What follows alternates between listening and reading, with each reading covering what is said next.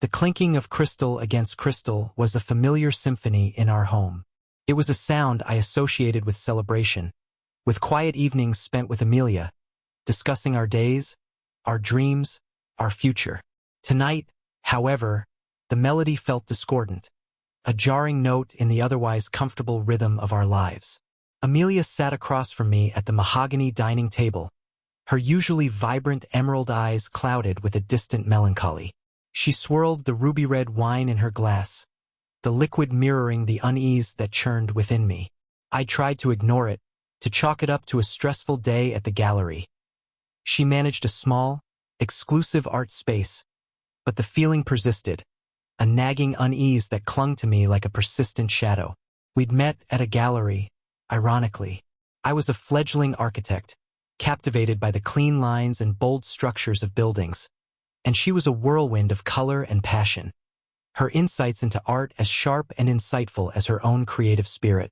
We'd fallen in love quickly, a whirlwind romance fueled by shared passions and a mutual appreciation for the beautiful things in life. Our life together had been a carefully curated masterpiece, a testament to our shared vision. Or so I thought. "Something's on your mind, Thomas," Amelia said, her voice soft, yet laced with a tension I couldn't quite place. I reached across the table, my hand covering hers. Her skin felt cool, almost clammy, a stark contrast to the warmth I remembered. "Just thinking about the Peterson project," I lied, the name of a large-scale development I was working on slipping easily from my lips. "It's a big one, lots of moving parts." She nodded, her gaze drifting back to her wine glass. "It sounds demanding." "It is," I agreed, taking a sip of my own wine. The lie tasted like ash in my mouth. I hated the deception, the subtle shift in our dynamic. But I couldn't bring myself to voice the nagging suspicion that had taken root in my heart. I couldn't articulate the fear that Amelia, my Amelia, the woman I had built my life with, was slipping away from me. The thought was too painful, too devastating to even consider. So, I retreated behind the wall of work, the convenient excuse that had served me well for years. I busied myself with the minutiae of the Peterson project, the blueprints and schematics, the endless meetings and negotiations, anything to distract myself from the growing emptiness that echoed in the spaces between us. But even as I pored over the plans, the image of Amelia's distant eyes, her cool touch, haunted me. The clinking of crystal, once a symbol of our happiness, now sounded like a death knell, a somber prelude to something I didn't want to face. The Peterson project consumed me.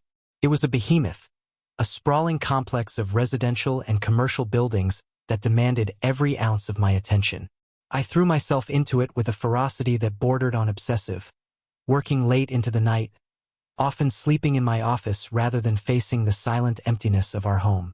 Amelia's presence there had become a ghost, a lingering scent of her perfume, a faint echo of her laughter, reminders of a happiness that seemed to belong to a different lifetime.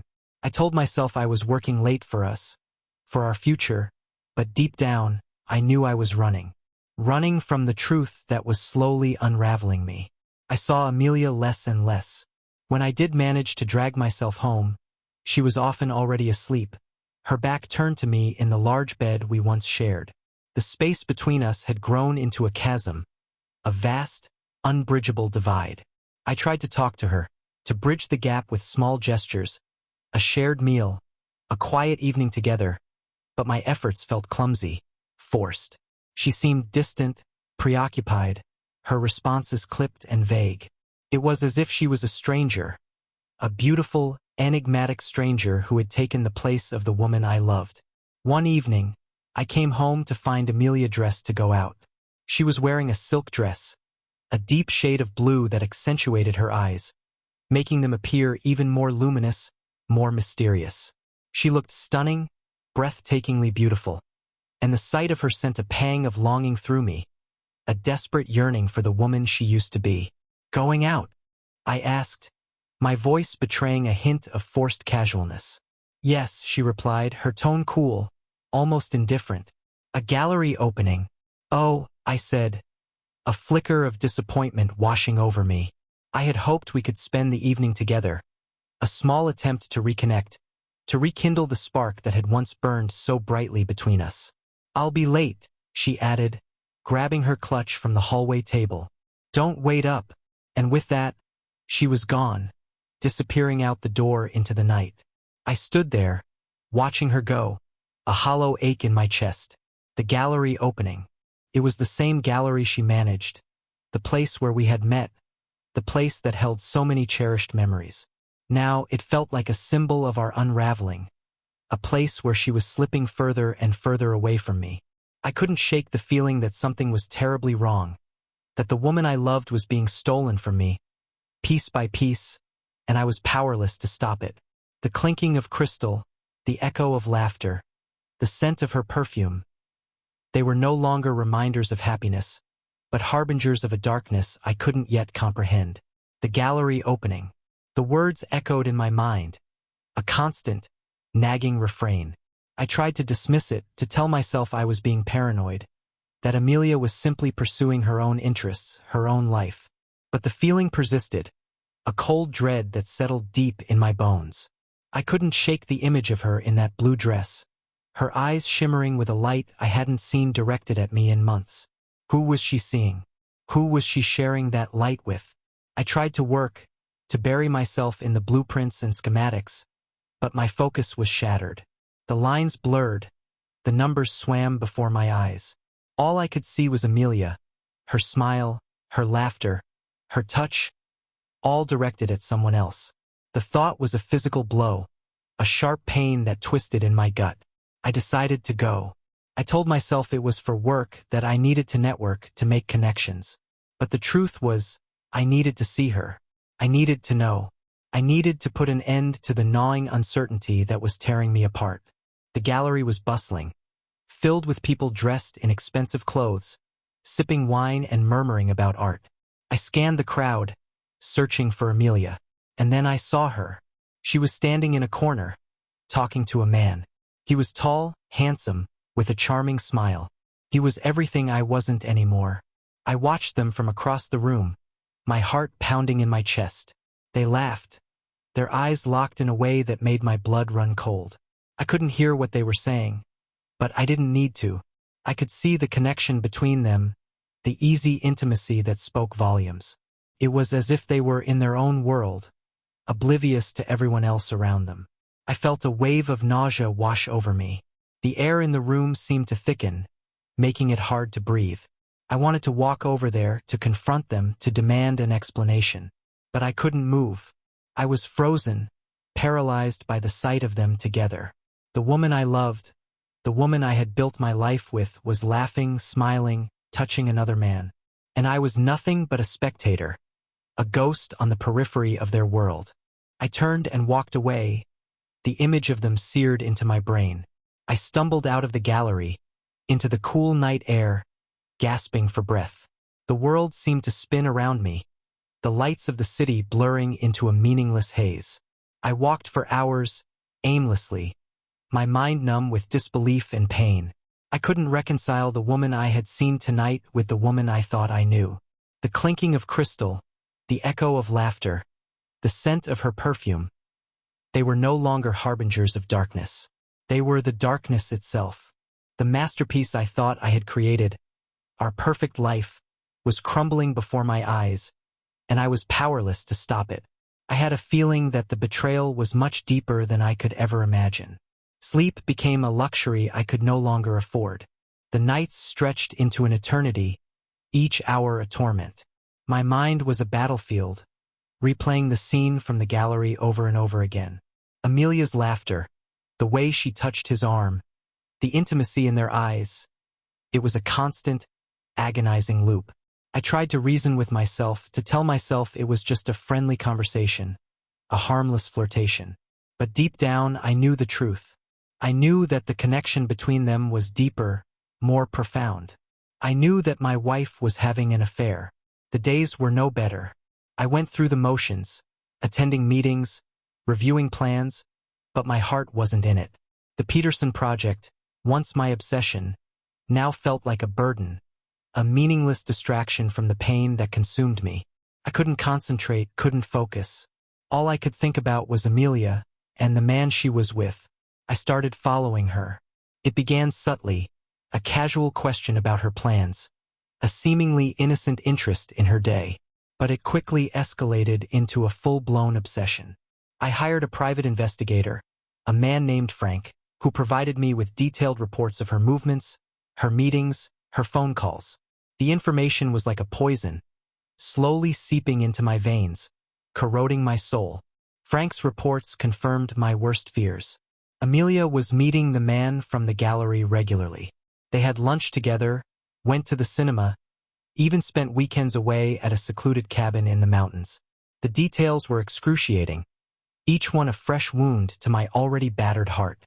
I read the reports obsessively, poring over every word, every detail, as if trying to understand, to make sense of the betrayal. But the more I learned, the less I understood. Who was this woman? What had happened to the woman I loved, the woman I thought I knew? The knowledge of her affair was a heavy weight, crushing me from the inside. I felt like a prisoner in my own life, trapped in a nightmare I couldn't wake from. The clinking of crystal, the echo of laughter, the scent of her perfume. They were now triggers, reminders of the life I had lost, the love that had been stolen from me. I was a shell of my former self, a hollow man haunted by the ghost of a happiness that no longer existed. And as the days turned into weeks, the pain morphed into something darker, something more sinister. A burning rage began to simmer within me, a thirst for revenge that threatened to consume me entirely. The rage was a living thing, a beast that gnawed at my insides, demanding to be fed. It twisted my thoughts, poisoned my dreams, turned me into someone I no longer recognized. I was consumed by a single-minded obsession: revenge. I wanted to hurt them, to make them pay for the pain they had inflicted on me. I wanted them to feel the same agony, the same despair that I was enduring. But how? How could I possibly inflict the same level of pain on them? The question haunted me, a constant, nagging presence in my mind. I considered confronting them, exposing their affair to the world. But that seemed too easy, too clean. I wanted something more, something that would truly break them, something that would leave them scarred forever. I started with Amelia. I withdrew from her emotionally, becoming distant, cold. I stopped asking about her day, stopped offering any affection. I became a stranger in our own home, a ghost haunting the halls. I could see the confusion in her eyes, the hurt, but it only fueled my anger. She deserved to suffer. She deserved to feel the same loneliness, the same isolation that she had inflicted on me. Then I turned my attention to him. Frank, my private investigator, had provided me with his name, Julian. He was an art dealer, a smooth-talking charmer with a reputation for being a womanizer. I dug deeper, uncovering his secrets, his weaknesses. I learned about his gambling debts, his strained relationship with his family, his fragile ego. Each piece of information was a weapon, a tool to be used in my quest for revenge. I started subtly, planting seeds of doubt in Amelia's mind. I would casually mention Julian's reputation, his past relationships, his financial troubles. I could see the uncertainty in her eyes, the flicker of doubt. It was a small victory, but it was enough to keep me going. Then I escalated. I started sending anonymous emails to Julian, hinting at his indiscretions, his debts, his secrets. I could imagine his unease, the paranoia gnawing at him. I wanted him to feel exposed, vulnerable, just like I felt. I wanted him to look over his shoulder, wondering who was watching, who was waiting to strike. The revenge was a slow burn, a carefully orchestrated campaign of psychological warfare. I was playing the long game, savoring each small victory, each moment of their discomfort. The rage was still there, but it was tempered now, controlled. It was a cold, calculating fury, fueled by a deep sense of betrayal and a thirst for justice. And as I watched them unravel, I felt a perverse sense of satisfaction. They were paying for their sins, and I was the one holding the scales. My life had become a twisted game of chess. Amelia and Julian were my pawns, and I, the vengeful king, was orchestrating their downfall. I manipulated their emotions, exploited their weaknesses, and watched with cold satisfaction as their world crumbled around them. The once vibrant Amelia, full of life and laughter, was now a shadow of her former self, her eyes filled with doubt and anxiety. Julian, the confident charmer, was now plagued by paranoia, his smooth facade cracking under the pressure.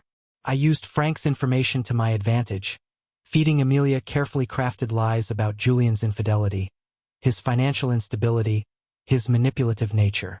I watched as the seeds of doubt I had planted grew into a monstrous weed, choking the life out of their relationship. Their once passionate encounters became strained, filled with suspicion and resentment.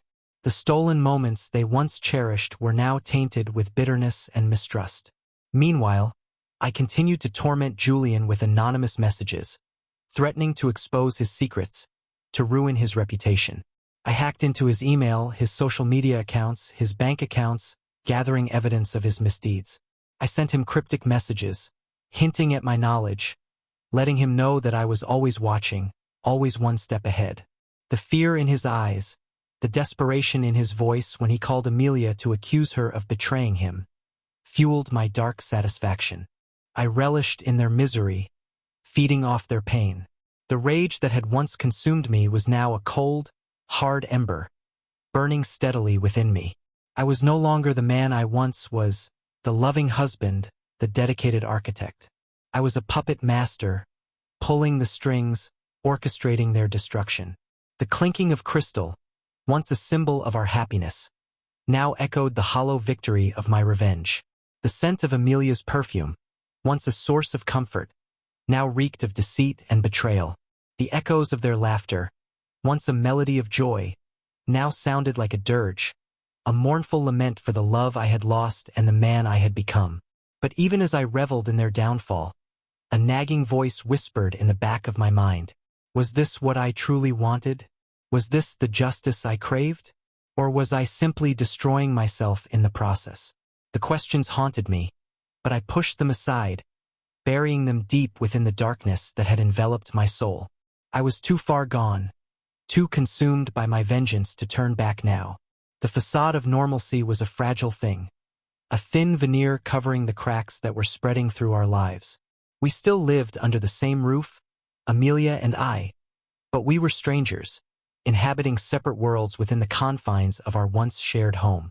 The silence between us was deafening, punctuated only by the occasional curt exchange about mundane matters. Meals were eaten in silence, the clinking of cutlery against plates the only sound breaking the oppressive stillness. Nights were spent in separate rooms, the distance between us a physical manifestation of the chasm that had grown between our hearts. I watched Amelia wither, the vibrant woman I had fallen in love with, the woman who had filled our home with laughter and light, was fading away. Her eyes, once sparkling with joy, were now dull and lifeless. Her smile, once a beacon of warmth, was now a rare and fleeting thing. The guilt and the constant pressure from my manipulations were taking their toll. Julian, too, was crumbling under the weight of my machinations. His paranoia grew with each anonymous message, each subtle threat. He became withdrawn, suspicious, his once effortless charm replaced by a nervous tension. His career suffered, his reputation tarnished by the rumors I had carefully spread. He was a man on the verge of a breakdown, teetering on the precipice of ruin. And yet, despite their suffering, a part of me remained unfulfilled. The rage that had once burned so fiercely was now a dull ache, a constant reminder of the injustice I had suffered. Their pain was not enough. It did not erase the hurt, the betrayal, the sense of loss that gnawed at my soul. I wanted more. I wanted to see them broken, utterly and completely destroyed. One evening, as I sat alone in my study, poring over Frank's latest report, a new idea took root in my mind. It was a dark, twisted plan, one that would push the boundaries of morality and legality. But I no longer cared. I was beyond such considerations. I was driven by a single-minded obsession, a thirst for vengeance that would stop at nothing. I picked up the phone and dialed Frank's number. "I need you to do something for me," I said, my voice cold and resolute. "Something that will finish this once and for all." As I outlined my plan, a chilling smile spread across my face. The final act of my revenge was about to begin. Frank, despite his gruff exterior and world-weary cynicism, had a code. He drew the line at violence, at anything that could cause physical harm. My initial plan, fueled by the raw, unbridled rage that had been simmering within me, had crossed that line. It involved a staged accident, a scenario that would leave Julian physically scarred, a permanent reminder of his transgression. But Frank had flatly refused, his voice gruff but firm. "I ain't no thug, Mr. Thomas. I find information. I don't hurt people." Frustrated, I had paced my study for hours, the rage a tempestuous storm within me. Then, a new idea, colder and more calculated, began to take shape. It was a plan that would destroy Julian not physically, but financially and reputationally, leaving him with nothing but the ashes of his former life. Julian, I knew, was deeply involved in the murky world of art forgery. He used his position as a dealer to pass off clever fakes as originals, lining his pockets with illicit profits. This was his Achilles heel, his vulnerability, and I intended to exploit it ruthlessly. I instructed Frank to gather irrefutable evidence of Julian's illegal activities. I wanted photographs, documentation, witness testimonies, anything that would expose him and bring his world crashing down. Frank, intrigued by the challenge and perhaps sensing the depth of my resolve, agreed. He disappeared into the shadows, his network of informants and contacts buzzing with activity. Weeks turned into months as Frank meticulously gathered the evidence. I, meanwhile, continued my campaign of psychological warfare against Amelia and Julian. The tension in our home was palpable, a thick, suffocating blanket that stifled any semblance of normalcy. Amelia, caught between her guilt and her growing suspicion of Julian, was a tightly wound spring, close to snapping. Julian, his paranoia reaching fever pitch, was a shadow of his former self, his once bright eyes now filled with fear and desperation. The waiting was agonizing, a slow burn that tested my patience. But I knew that the payoff would be worth it. The anticipation was a dark pleasure, a perverse thrill that fueled my resolve. I was the architect of their destruction, and I would not rest until their lives were reduced to rubble. The package arrived on a bleak, rain-swept morning. It was a plain brown envelope, addressed to me in Frank's familiar, almost illegible scrawl. Inside, nestled amongst a stack of documents and photographs, was a USB drive. Contained everything I needed to bring Julian down. I spent hours locked in my study, poring over the evidence Frank had compiled. It was a damning indictment of Julian's illicit activities, a meticulously documented trail of forged documents, shady deals, and bribed officials. There were photographs of Julian meeting with known art forgers, emails detailing the transactions, and even recordings of phone conversations where he boasted about his ability to deceive even the most discerning collectors. A cold satisfaction settled over me as I absorbed the information. This was it. This was the weapon I needed to deliver the final blow. Julian's carefully constructed world of wealth and influence, built on a foundation of lies and deceit, was about to crumble. I began to execute my plan. I anonymously leaked the information to the authorities, to art critics, to journalists. I watched as the news spread like wildfire, engulfing Julian in a scandal that threatened to consume him entirely. His reputation, once his most valuable asset, was now irrevocably tarnished. Collectors who had once clamored for his attention now shunned him, fearing that their prized possessions might be worthless fakes. The authorities launched an investigation, their inquiries fueled by the damning evidence I had provided. The world that Julian had so carefully cultivated was imploding. His gallery, once a hub of activity, was now deserted, its doors closed, its windows boarded up. His clients, once eager to pay exorbitant prices for his expertise, now demanded refunds, their trust shattered.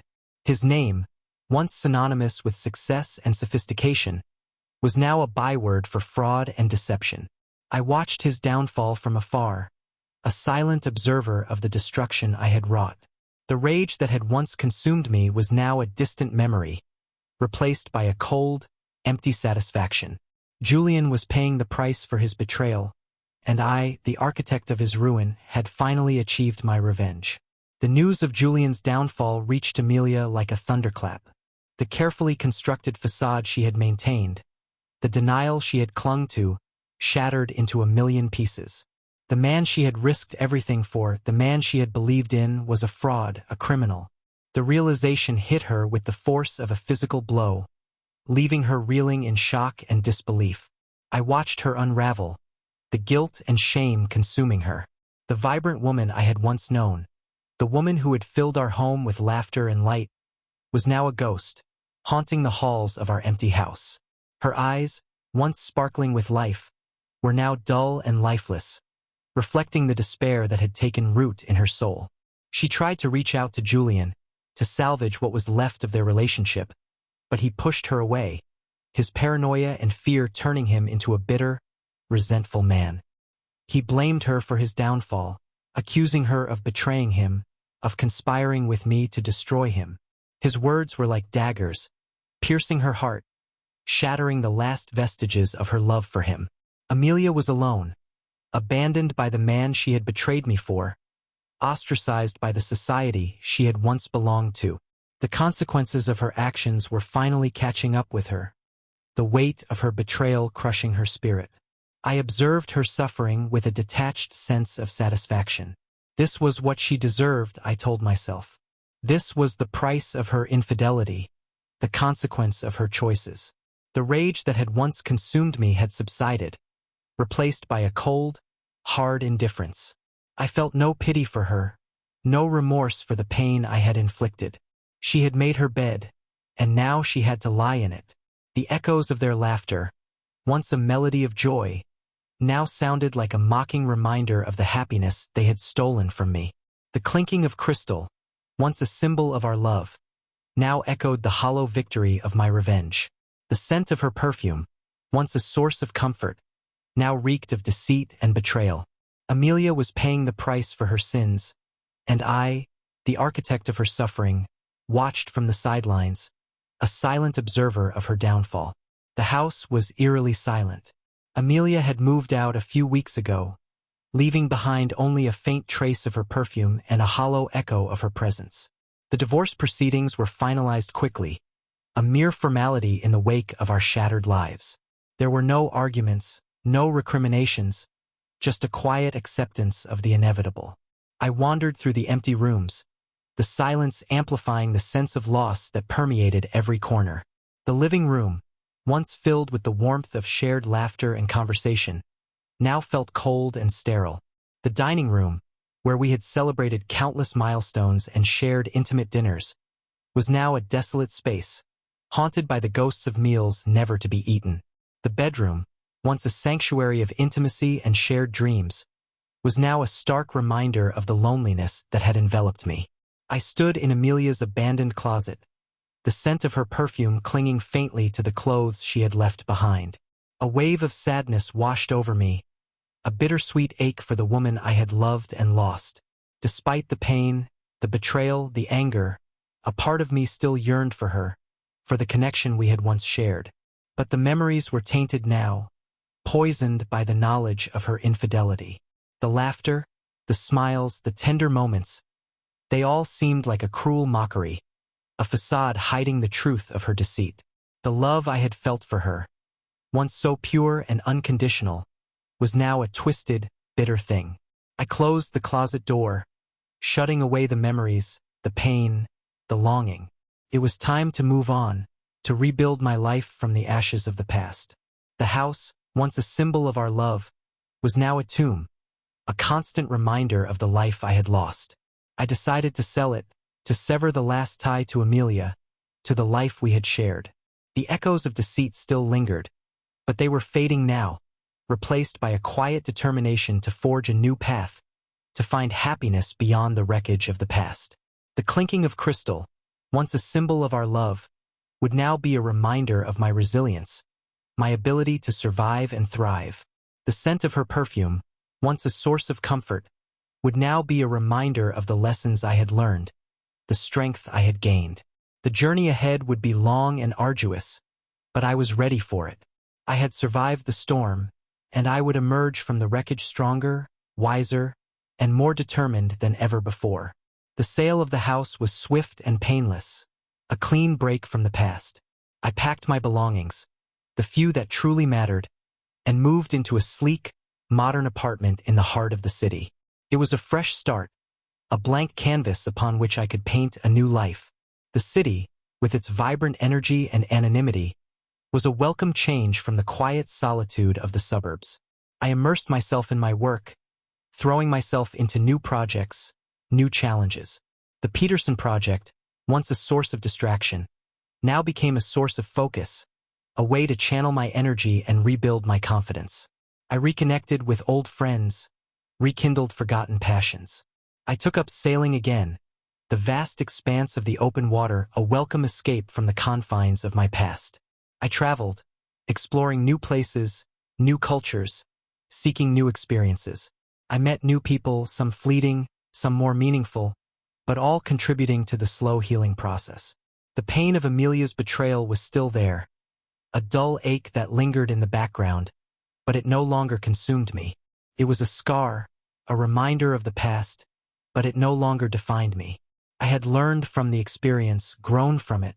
I had discovered a strength I never knew I possessed, a resilience that had allowed me to survive and rebuild. I even started dating again, cautiously at first, then with more confidence. It was strange, navigating the world of modern dating after so many years with Amelia. There were awkward encounters, disappointing dates, but there were also moments of connection, glimpses of hope. I learned to trust again, to open myself up to the possibility of love, however cautiously. One evening, I found myself at a gallery opening, a familiar setting that once held so much pain. I hesitated at the door, a wave of memories washing over me, but I took a deep breath and stepped inside. The gallery was bustling, filled with people admiring the art, engaging in lively conversations. I mingled, chatted, enjoyed the ambience. And then I saw her. She was standing across the room, her back to me, talking to someone. She was tall, elegant, with a quiet grace that captivated me. I couldn't see her face, but there was something about her that drew me in. I started to walk towards her, and as she turned, I saw her face. It wasn't Amelia. It was someone new, someone different. And in that moment, I realized that I was finally ready to move on, to embrace the future, to find love again. The clinking of crystal, once a symbol of pain, now sounded like a promise, a whisper of hope. The scent of perfume, once a reminder of betrayal, now simply smelled like perfume, a subtle, intriguing fragrance. The echoes of laughter, once a source of bitterness, now sounded like music, a celebration of life. I had survived, I had rebuilt, and I was ready to love again. Her name was Clara. She was an art historian, with a passion for Renaissance painting and a dry wit that both amused and intrigued me. We talked for hours that night, about art, about life, about everything and nothing. There was an ease between us, a natural connection that I hadn't felt in years. It wasn't the whirlwind romance I had experienced with Amelia, but something deeper, more grounded. Clara knew nothing of my past, of the pain and betrayal I had endured. I wasn't ready to share that part of myself yet, to burden her with the weight of my history. But I was honest with her in my own way. I told her I was a widower, that I had loved and lost, that I was taking things slowly. She understood, her empathy and compassion shining through her warm brown eyes. We started dating, exploring the city together, discovering hidden cafes, attending concerts, sharing quiet evenings at home. Clara was a calming presence in my life, a soothing balm to my wounded soul. She wasn't afraid of my past, of the darkness that lingered within me. She saw me, the real me, the man beneath the scars, and she accepted me, flaws and all. With Clara, I rediscovered the simple joys of life. We cooked together, her laughter filling the kitchen with warmth. We went for long walks in the park, her hand in mine, the silence between us comfortable and companionable. We talked about everything and nothing, our conversations flowing effortlessly, punctuated by shared smiles and knowing glances. She brought light back into my life, a gentle, healing light that chased away the shadows of the past. The clinking of crystal now accompanied shared laughter and intimate conversations, no longer echoing with the bitterness of betrayal. The scent of perfume, now Clara's subtle floral fragrance, was a reminder of new beginnings, of hope and happiness. The echoes of laughter, now hers, were a melody of joy, a testament to the healing power of love. With Clara, I was learning to trust again, to love again. The wounds of the past were still there, but they were healing, slowly but surely, replaced by the warmth of her presence, the comfort of her love.